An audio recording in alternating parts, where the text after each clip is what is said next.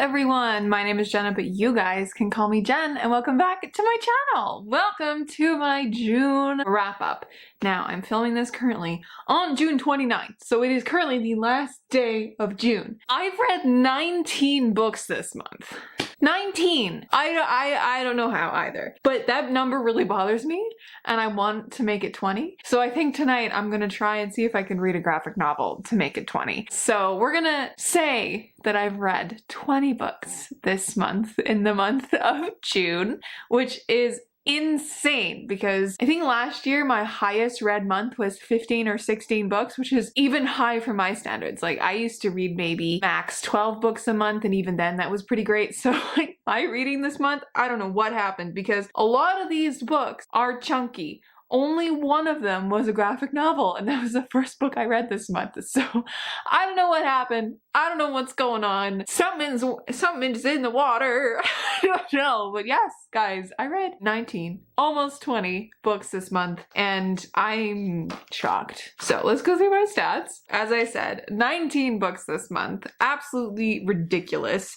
Out of the ratings this month, I think I had also my biggest range, which makes sense because I read so many books. I had a 1 star. I had a 2.5 star, I had a few 3 stars, a 1 3.5 star, a few 4 stars, a few 4.5, a few 5 stars. I also had a range of genres, as we can see through my graph here. I had so many different things. I also read a ton of middle grade this month, which we will get to, but I read some YA fantasy, some regular fantasy, some sci-fi, some middle grade, some literary fiction, YA fiction, romance, classic, and a graphic novel. Like, it was just all over the place this month, which I'm really happy about. I've also read over 7,000 pages this month. I was looking at my compile graph for my stats. I've read 7,000 pages this month. I don't think I did anything but read. So, speaking of books, let's dive in. Let's just dive into this, my friends. All right, first up, I read the 3rd installment of the Avatar: The Last Airbender, The Promise graphic novel, so I wrapped up that little mini arc. As a single piece of the arc, I would give it 3 stars, but as a whole, I enjoyed the Promise arc, and I think I would give the arc, all 3 graphic novels that I've read, a 3.5 star together as a story, because it is a piecemealed graphic novel that, like, you almost want to read the full thing in one go. I didn't, because I was just kept reading like The Promise Part 1 and then The Promise Part 2 and then The Promise Part 3, which I read this month. I enjoyed it, and the graphic novels for Avatar: The Last Airbender just make me happy because it's just an extension of the universe that I love already, so it's pretty great. The next book that I read this month was The Wolf of Oroñaro by K.S. Veloso. You guys have heard me raving about this book literally everywhere. I gave this one 4.5 stars and I adored it so much. So this one follows Queen Talien, who has had some shit happen to her. 5 years ago, her husband walked away from her and her son the night before they were both supposed to be crowned dragon lords of their kingdom. Why? We don't really even know. She killed a guy and then he walked away, but it's made pretty clear that her actually killing the guy wasn't the reason. It was something else that we aren't told until like the very end of the book. 5 years later, she gets a letter from him asking her to meet him in this country that's like nearby, but is also like doesn't recognize her as a queen, and is a little bit of a tension-filled country politically with their country as well. Her decision to go sets off a chain of events that ends up ripping her down from her queenly status into nothing. There's a moment in this where she is sold to a man, and then she uses her incredible brains to like get out of it, and she claws and stabs and like drags herself back up to a point where she can have a little bit of like sanity again. And even then, at the end of this book, she's still pretty much on rock bottom, and I just this book is so good.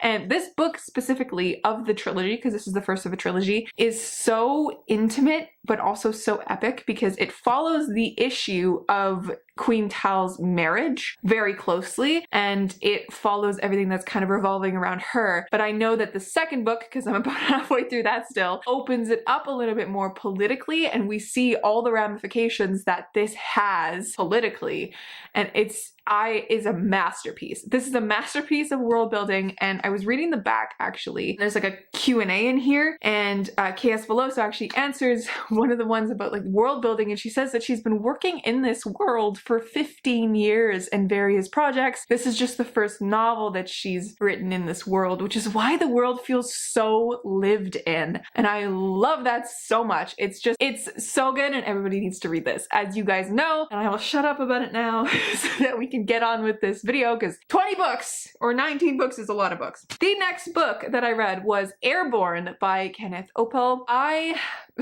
didn't plan on reading this, didn't even know it existed until I went to a little like library here in my neighborhood, like one of those little like leave a book, pick a book type of libraries, like they're like personal libraries that people build and put outside their houses. I found this book in there called Skybreaker. It ended up being the sequel because I picked it up and I was reading about it and it was like, oh, airships. That sounds really cool.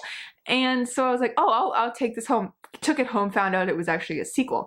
So I listened to the first book and it was actually pretty good. It was set in like a normal kind of world, but a little bit like us, but in the era of like the Victorian era, except in this era, there are airships, which is so cool. And it involves like pirates with airships, and it follows this one boy that I don't remember the name of because it's been a while. He thrives on airships. He hates being on the ground because he feels really claustrophobic being stuck on the ground, and he is on this airship and he wants to become like a proper like in the cabin helping the captain kind of boy. He was born on an airship way back when his dad died on an airship, so it's like this whole thing, and he ends up meeting a girl who's like voyaging on the airship because it's like a commercial airship theirs, and they have run-ins with pirates, and they go to this like island and they find out about these like mythical creatures that like shouldn't be real, and it's really cool and I enjoyed it. It was very entertaining. I ended up giving this one 3.5 stars. I enjoyed it enough that I'm going to probably pick up the sequel soon because the audiobook was great. I enjoyed it, and Kenneth Oppel's Canadian, so why not? The next book that I read was for book club. It was Cold Mountain by Charles Fraser, and I could not tell you a single thing about this book. I listened to the audiobook and it went in one ear and out the other. It was narrated by the author and he did a fucking abysmal job. He did not do a good job. His voice was not engaging enough. And it was a book club pick. My friend picked it for book club, and it was really interesting to see because I rated it 1 star. My friend rated it 2, and my other friend like 2.5. But the person who picked it, my friend who picked it, she rated it like a 4 or 5 star, and she was reading it physically. So maybe that's what went wrong with us because we all listened to the audiobook and we all really did not like the audiobook. So all I remember is that it's a historical novel set around the Civil War in America, and it follows a guy and his wife in 2 different spots, and it's like the guy's adventure back home because he's like gone MIA from the army because he doesn't want to deal with it anymore, and then it's his wife at home with her like helper girl. I really don't remember anything else. So we're gonna continue on. I'm going to kind of group things together from now on because that makes more sense in my brain. Not necessarily read in order of how I read them, but makes more sense, and you'll see why. Because this month I decided to go on a rereading train. I reread the entirety of the Percy Jackson and the Olympians series. I reread the whole thing, annotated it, vlogged it, you know, that kind of a thing. This is the 3rd time I've read these first 4 books and the 2nd time I've read the last one, and I adore these books with all my heart. Like, this series is so precious to me. I just adore it, and Rick Riordan's writing is incredible. I picked them up specifically because I watched Joel from Fictional Fates' video where he read the Percy Jackson series for the first time, and that like sparked me into wanting to reread the first one. I was also in a really terrible mood because I had just finished like Charles Fraser's book and I really hated it, and I was just in a kind of a really down mood. I was also in the middle of reading another book that was really sad, so I was like, you know what? I just need some happiness in my life. So I picked these up, and the amount of serotonin that I received was unmatched. So I rated, let's just rapid fire these. This one I gave 5 stars. This one I gave 4 stars. This one I also gave 4 stars. This one I gave 5 stars as well because this one is my favorite in the series. And the last one, which is The Last Olympian, I gave also 5 stars too. Those are less of a like objective throw it through pile rating. Those are more like I love these books unendingly and this is just my rating of them. I did enjoy The Sea of Monsters and Titan's Curse more this go around than I have previously, which is great because it was just a joyride the whole time and I loved it so much. So much. Following that, I started my reread of The Heroes of Olympus, so I've read the first 3 so far and I'm going to continue my reread of The Heroes of Olympus into July and also read The Trials of Apollo because why not? I have all 5 books, I've only read the first one, so I'm going to continue my Rick Riordan journey with those in July, which is very exciting, so get ready for that. I might even do a reading vlog for it, which sounds like a good plan, reading The Trials of Apollo. So I reread these 3 within like 3 days of each other. This one it took me like a week to finish because I was reading it during the week, but then I read The Sun of Neptune in a day and The Mark of Athena in another day, so these books are just fantastic as well and I adore them so much. And I love the tone shift between the Percy Jackson books and then these because we get a little bit older, we have a little bit more detail with these books. We do lose the middle grade humor, but we do get a different kind of humor because we have new characters like Leo Valdez and we have Percy again, but we don't see it from his point of view. We see it from a third person point of view, which is also an interesting change. I love these books so freaking much. I gave The Last Hero 4 stars. I gave The Son of Neptune a change from my previous rating of it. I ended up giving it 4.5 stars. Last time I only gave it 3.75 stars. My love of this book has skyrocketed. And then Mark of Athena I gave 4.5 stars as well because I love it. But yeah, these two actually their ratings have changed since the last time I read them. Couldn't tell you why. I just enjoyed them so much. I also have been filming another Friends Pick My TBR video. So I'm gonna group all those books together as well. And let's talk about them. If you guys missed it, I did a Friends Pick My TBR back in April and I believe I posted the video in May. So that was where I had my friends pick books off of my TBR for me to read off my physical TBR in a way of like tackling my physical TBR. And I decided to do it again. This go round, my friends wanted to see all of my unread books from all of my shelves. So all 170 some books that I have not read on my shelves. And they picked from that. So each of them picked 2 books. You will see more detail of this coming next week for you guys. That's when I'm going to post this video. So watch out for that. Next week, Friday, you'll see this video going up. So I won't go too into detail on this because, again, 6 books. There's a lot to say. First up, I read Space Opera by Catherine M. Valente. I ended up giving this one 3 stars. It is so friggin' weird. It is so weird. One of my friends absolutely loves this book. She's not the one who picked this book for me to read. She wasn't part of that. But when she found out I was reading it, she was so excited. She wanted to know what I was gonna think of it. And by the end of it, I actually think that this book was too weird for me. My friend Hannah, the one who I was talking about just before, she said that she likes to describe this book as deliciously wordy.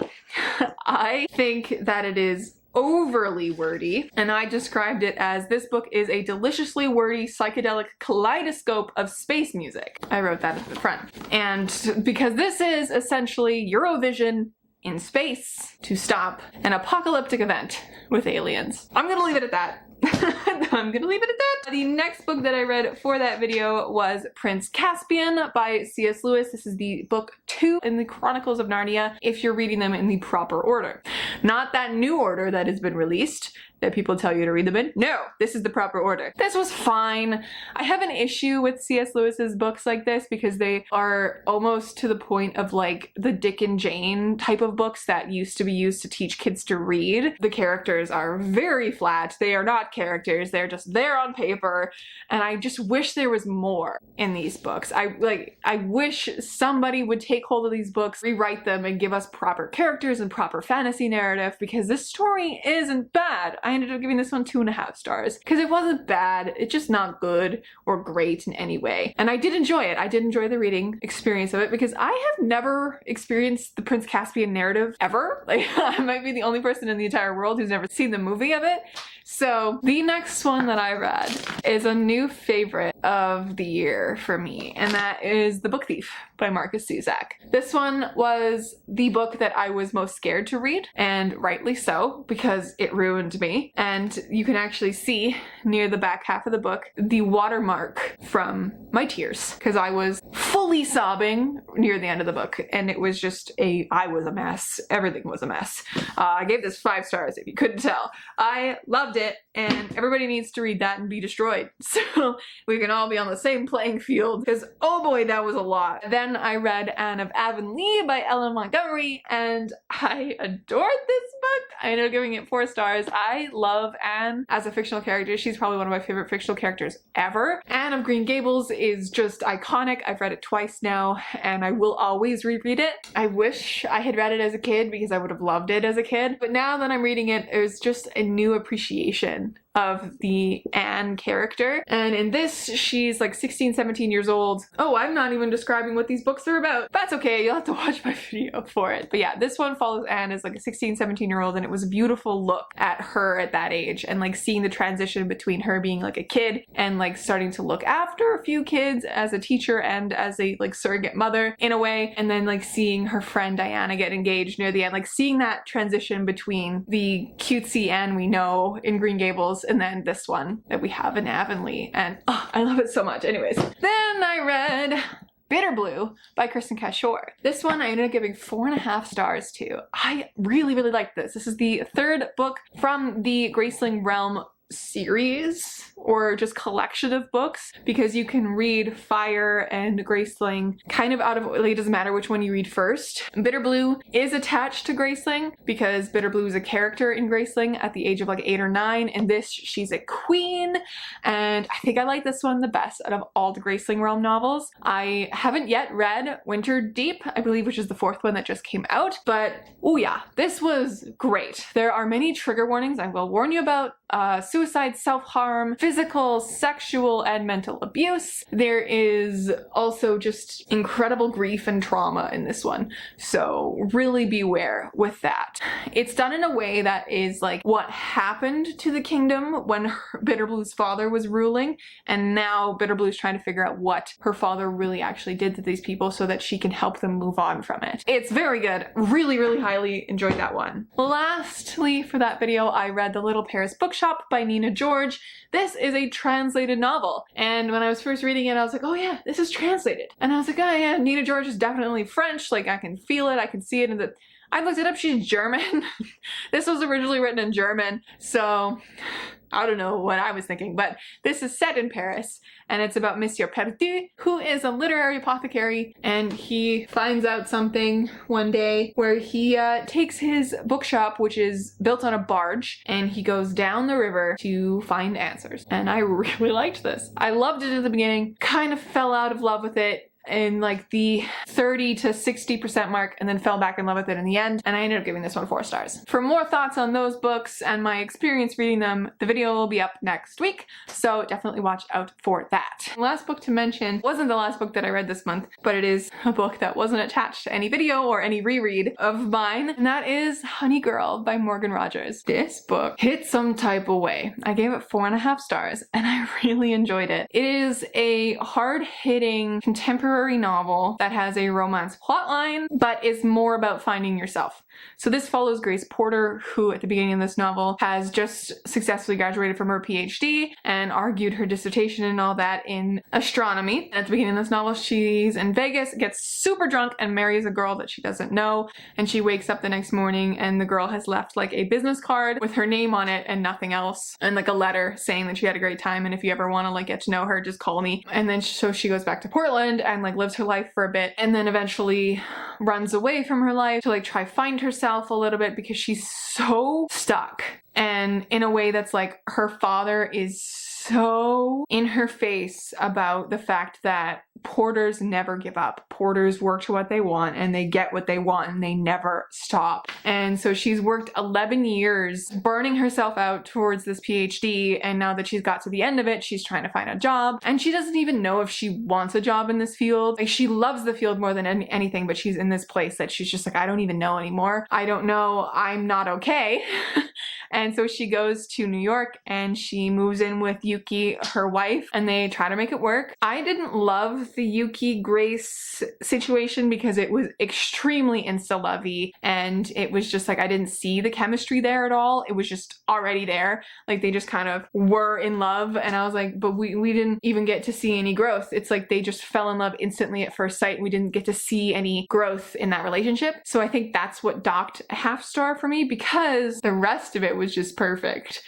And I have never seen myself so much in a character like I have with Grace Porter. There are some lines in here that she says and she thinks that just hit me so hard, and it's unreal. It's unreal how much I can see myself in the way that she thinks, which is terrifying for many reasons. But yeah, it's Grace coming to terms with herself, really. That it's like falling in love with herself and not even refinding, just generally finding a place to land and coming out of it. So I really liked it. Anyways, guys, okay, that is it. Those are all the books that I read this month. It feels like I should still be talking because I read so many books, but I think I got through this fast enough. So if you guys made it to the end, leave me a little book stack emoji down below so that I know you made it, and it also makes me happy when you guys comment on my videos. It makes me smile, it makes my day. Make sure to like this video if you did like it, and stick around, subscribe if you're interested at all. I do booktube videos mostly, and occasionally an authortube video, so content is everywhere and all the time.